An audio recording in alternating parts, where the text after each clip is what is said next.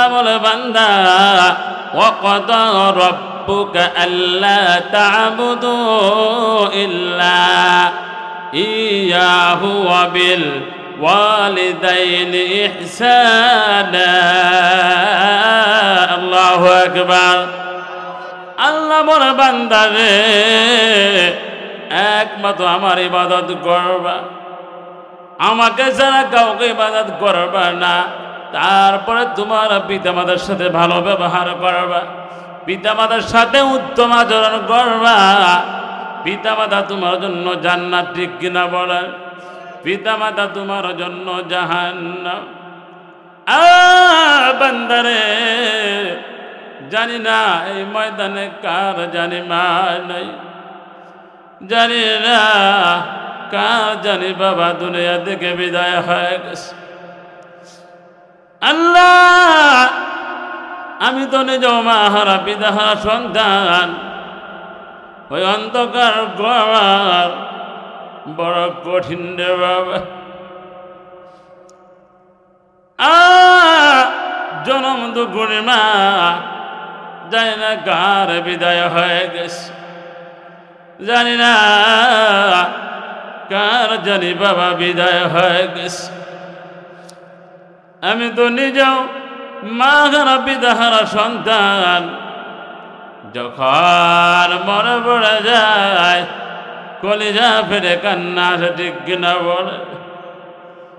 মুরব্বি বাবা যার মা নাই সে বুঝে মা হারা ব্যথা, যার বাবা নাই সে বুঝে বাবা হারা ব্যথা। মায়ার নবী হাদিসে ঘোষণা করেন হুমা জান্নাতুকা আও নারুকা। পিতা মাতা তোমার জন্য জান্নাত, এই পিতা মাতা তোমার জন্য জাহান্নাম, ঠিক কিনা বলে? আয় মুরব্বি বাবা যুবক ভাইয়ের হাত ধরে বলে যায় খেলাই খেলাই সময় নষ্ট না করে, রাস্তায় ঘোরাফেরা না করে চলে আসুন। আমি পিতা মাতা সম্পর্কে কিছু আলোচনা করব। দেখি মা ভক্ত মায়ের প্রেমিক কে আছে, একটু চোখের পানি ছেড়ে কান্না কর। একজন তো ঘুরে মা বাড়ি ঘুরে ঘুরে কাজ করে, মেহনত করে কাজ করে, যে টাকা পায় ওই টাকা দিয়ে সন্তানকে লেখাপড়া করায়। বাবার হাত ধরা বলি, পায়ে ধরা বলি, ওঠা বসা না করি, গভীর মনোযোগ। মা অনেক কষ্ট করে লেখাপড়া করাইছে, বাড়ি বাড়ি কাজ করে সন্তানকে লেখাপড়া করাইছে। সন্তান ডাক্তার হয়ে গেল, ইঞ্জিনিয়ার হয়ে গেল, সন্তান ইঞ্জিনিয়ার হয়ে গেল, সন্তান বড় হয়ে গেল। সন্তান বড় হওয়ার পরে যখন সন্তান বিয়ে করল, এরপরে আর মাকে চিনে না। আমার সন্তান আছে কিনা? যখন বড় হয়ে গেল সন্তান মাকে আর চিনে না। বিয়ে করে ঘর জামা হয়ে গেল, জনম দুখুনি মা চোখের পানি ছেড়ে কান্না করে, আয় বাবা রে আয়, কোথায় চলে গেলি? এত দয়া করে মা করে আল্লাহ তোরে আমার গর্বে ধারণ করল রে বাবা। আরে বাবা কোন যাই কত লাথি মেরেছ বাবা রে, আমাকে কত কষ্ট দিয়েছ রে বাবা। আয় বাবা রে আয়, আমার কাছে আয়, তোকে দেখে আমার কলিজা ঠান্ডা করি। সুবহানাল্লাহ বলে। সন্তান বড় হয়ে যায়, শ্বশুর বাড়ি থাকে, মায়ের খবর নাই না রে, মায়ের খোঁজ খবর নাই না। এদিকে মা চোখের পানি ছেড়ে কান্না করে, অসরতে কান্না করে, মা আয় বাসা দর, আমার কাছে আয়, তোকে দেখে আমার কলিজা শীতল করি। মুরব্বি বাবা ভালো করে খেয়াল করবেন রে বাবা। সন্তান মাকে কষ্ট দিলে কি শান্তিতে থাকতে পারবে? না না রে বাবা, মায়ের দোয়া নিয়ে চলবেন, কোনোদিন বিপদগাম হবেন না। কয়ে বলে মায়ের দোয়া লাও গে মমিন, মায়ের দোয়া লাও, বিপদে পড়বে না তুমি যখন যেথায় যাও, বিপদে পড়বে না তুমি যখন যেথায় যাও। মায়ের দোয়া লাও হে মমিন, মায়ের দোয়া লাও, মায়ের দোয়া লাও হে মমিন, মায়ের দোয়া লাও, বিপদে পড়বে না তুমি যখন যেথায় যাও, বিপদে পড়বে না তুমি যখন যেথায় যাও। মায়ের দোয়া লাও হে মমিন, মায়ের দোয়া লাও। ঠিক কিনা বলে? সন্তান বড় হয়ে যায়, মায়ের খবর নেয় না, শ্বশুর বাড়ির থাকে। আল্লাহর কি বিচার, সন্তানের শরীরে গা হয়ে গেল, সন্তানের শরীরে গা হয়ে গেল, গন্ধ হয়ে গেছে, বউ দেখতে পারে না, শাশুড়ি দেখতে পারে না।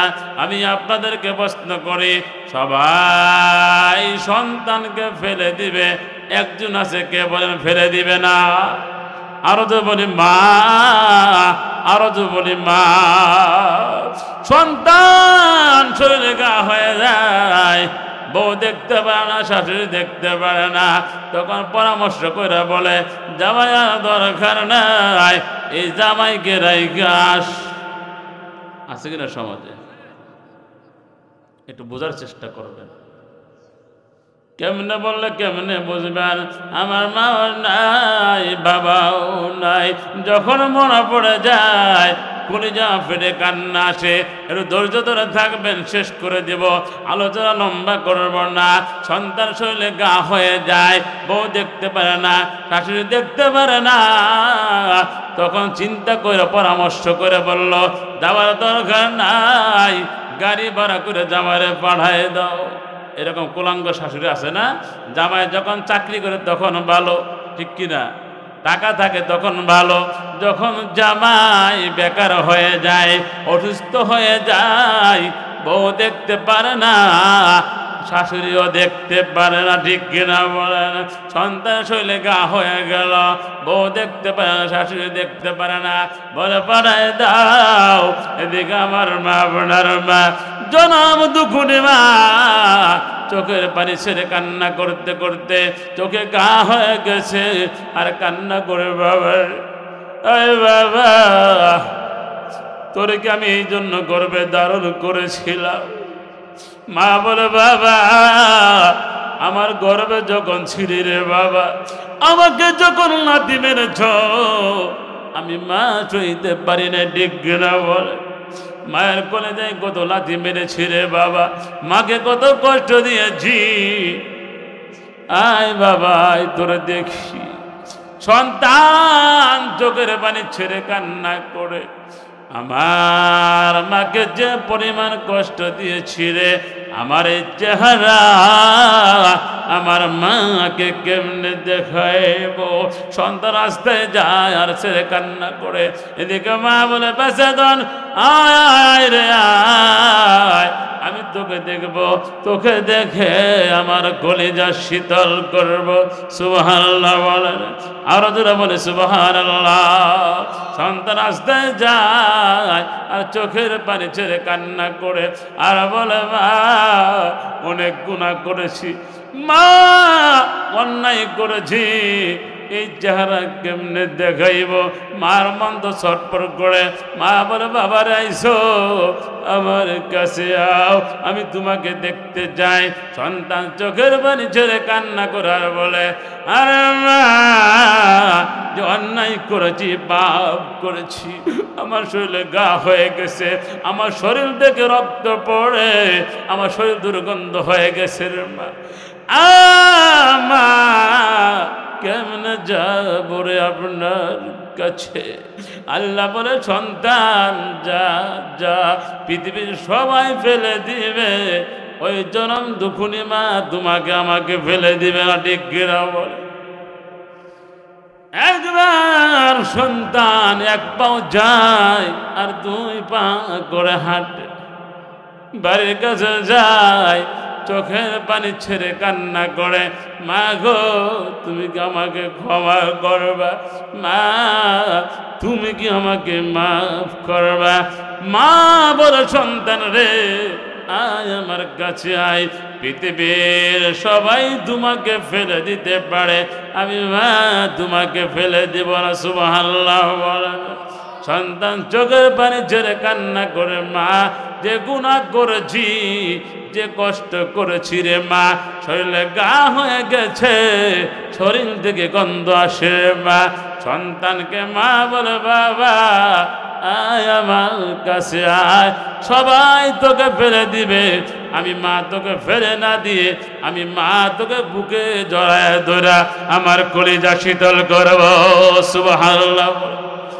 সন্তান বলে, মা আমি যাব না, আমি তোমার কাছে যাব না রে মা,